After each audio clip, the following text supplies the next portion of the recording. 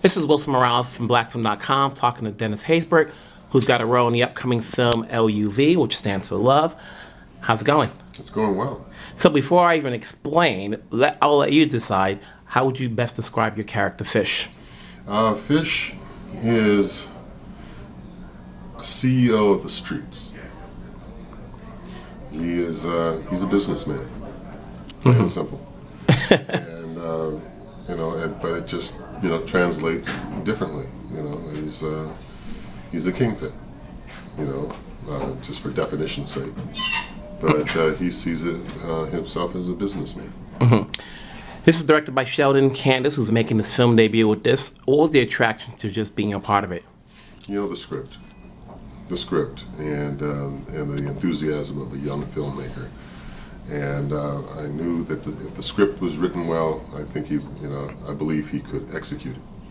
So, and then the cast. I knew that Charles Dutton had signed on, and this will be the second movie I've been in with Charles, and I liked it. And with Danny, and with Common, and Michael Rainey Jr., who's a little alien. I don't believe he's a little 12-year-old boy, 13-year-old boy right now. I just think he's like a 47-year-old alien. As you mentioned, this cast is filled with a number of veterans between you, Charles.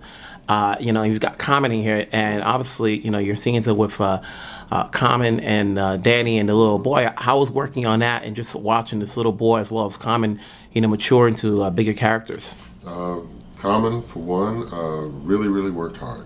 He was constantly working with his coach. We were constantly running lines, and he'd always want to do it better. And he stepped up, and it was really good.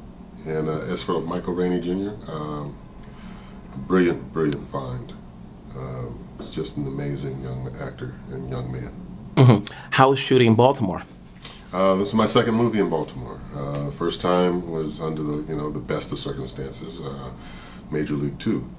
And then I came to do LUV, which was, very low budget.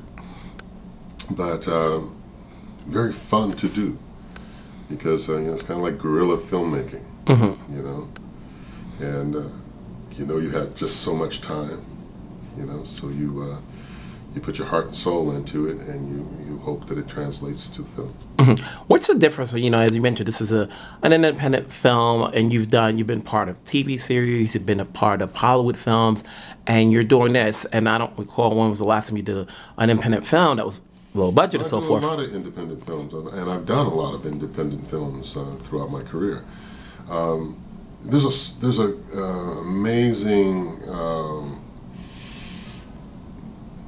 energy that comes out of doing an independent film, and challenge and level of creativity.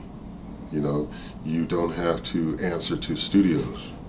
So the filmmaker can do what he or she wants, and then hope that a distributor will find it and put it out there. So so I love doing independent films because they're so enriching. It's almost like doing a play.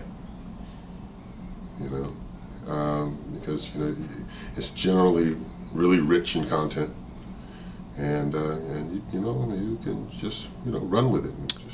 When you're doing an independent film, and as a veteran of many projects and so forth, are you in a position to add some flavor to the characters you're playing, to help, or even talk to the producer if you're not the producer yourself, as far as something to enrich the characters that you're playing?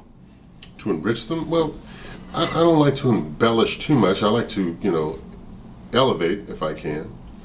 But I didn't have to do much of that. I mean, pretty much what I did was on the page. And that's, you can contribute that to Sheldon's writing, and along with his partner. So it was there. It was the Bible was intact. So it made it really, easy and adventurous and fun, to play this character. You seem to be everywhere these days. I know I saw you in Race, and I've seen you on TV and commercials, and you've obviously had your good run on The Unit. What is it that makes you say yes to projects, and what is it that attracts you? Generally, the script, and then the people I'm working with. But mostly it's the script. It's the story. We're storytellers after all, so we have a good story to tell. You don't have to fight it. You don't have to.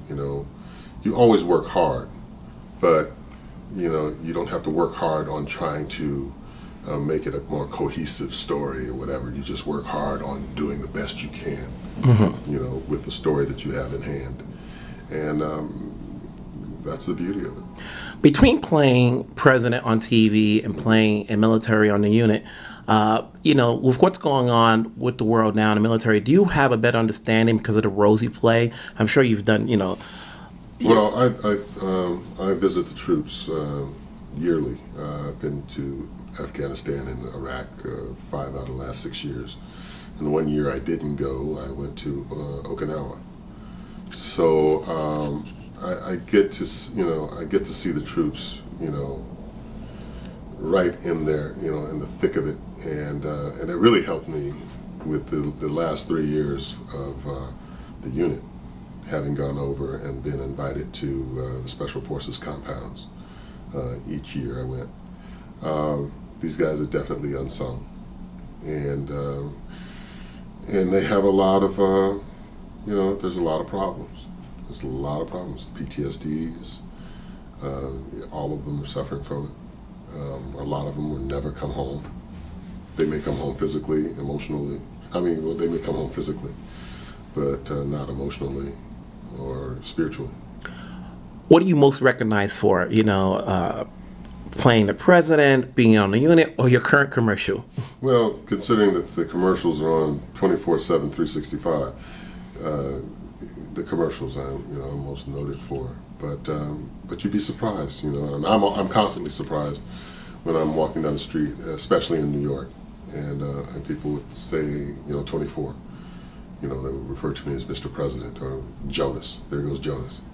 And of course there's always the commercials. Now, funny thing, I was talking to somebody earlier today, and I saw an actress in the commercial, and he goes, "Are they now? Is that where they are with their career? Doing commercial? And granted, people do commercials left and right, but what was the aspect? Did you think it was going to run this long, or when you did decide, or what made you decide to do a commercial?"